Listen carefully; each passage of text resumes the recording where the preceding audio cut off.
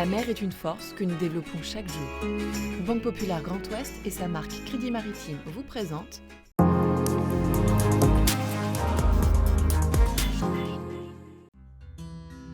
Bonjour et bienvenue dans Ma Planète Bleue, votre émission d'actualité maritime. Au sommaire de ce nouvel épisode, retour sur cette mobilisation des pêcheurs partout en France. Focus sur l'Hydroptère, ce fameux bateau volant imaginé par Éric Tabarly vient d'arriver à Nantes pour être restauré. Et enfin, entretien avec Respect Océan qui fédère un réseau d'entreprises et d'organisations pour protéger les océans.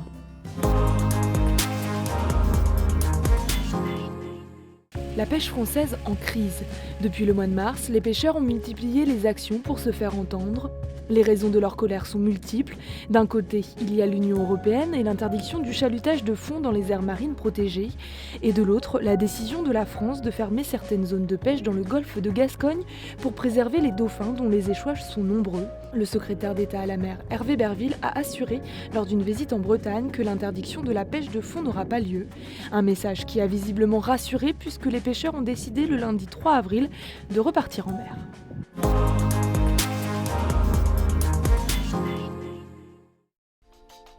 Voici l'Hydroptère. Imaginé dans les années 70 par Éric Tabarly, le premier trimaran volant est le précurseur des voiliers actuels à foils qui dominent la course au large. Il détient toujours le record de vitesse en haute mer, 55,5 nœuds, et pourtant il a bien failli disparaître en 2015, abandonné à Hawaï. Il a été pillé et l'État d'Hawaï en fait l'a saisi, l'a mis aux enchères.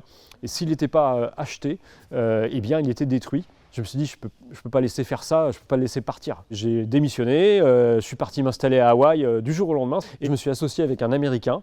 Et ensemble, on a racheté Hydroptère, on l'a exfiltré d'Hawaï. De retour en France, Gabriel réunit une petite équipe pour entamer la restauration d'un concentré de technologie conçu comme un avion. Donc là, on a la coque centrale. Ensuite, là, on a le foil arrière avec des matériaux Thales spatial.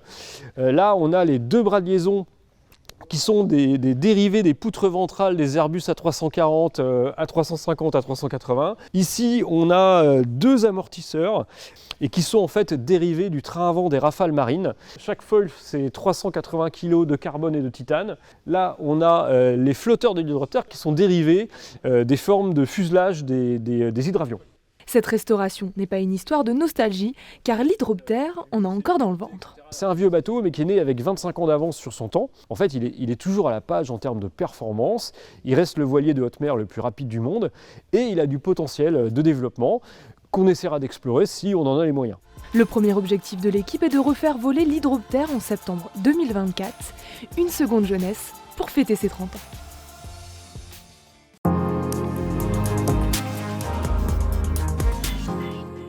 Rencontre avec Mélissa Michaud, directrice de la communication de Respect Océan, un réseau de développement économique durable pour la protection des océans.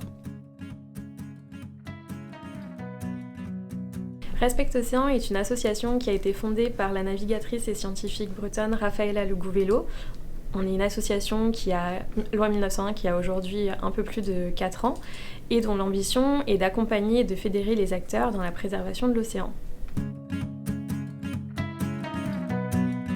Nos missions principales sont de promouvoir les solutions et les innovations que développent nos membres, de créer des synergies entre eux et d'accompagner le développement d'une économie respectueuse de l'océan. On a à la fois les startups, les petites entreprises qui développent des innovations qui ont un impact positif sur l'océan. Je peux prendre par exemple l'exemple de Finsulate chez qui on est aujourd'hui, qui développe un anti-fouling 100% écologique et qui est bio-inspiré. On a également des entreprises, on a des cabinets de conseil qui accompagnent les collectivités territoriales ou les grands groupes dans leur adaptation au changement climatique. On a également de nombreux membres qui travaillent sur la question de la décarbonation du transport maritime.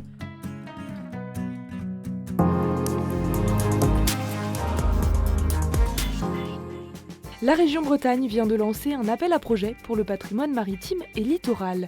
L'objectif, restaurer et réhabiliter le bâti, mais également expérimenter de nouvelles formes de médiation autour des patrimoines maritimes et littoraux. Destiné aux associations, musées, communautés de communes et entreprises, l'appel à projet est disponible jusqu'au 31 mai prochain. On se quitte avec les mots du peintre Léonard de Vinci. Nul conseil n'est plus loyal que celui qui se donne sur un navire en péril. Bon vent à tous.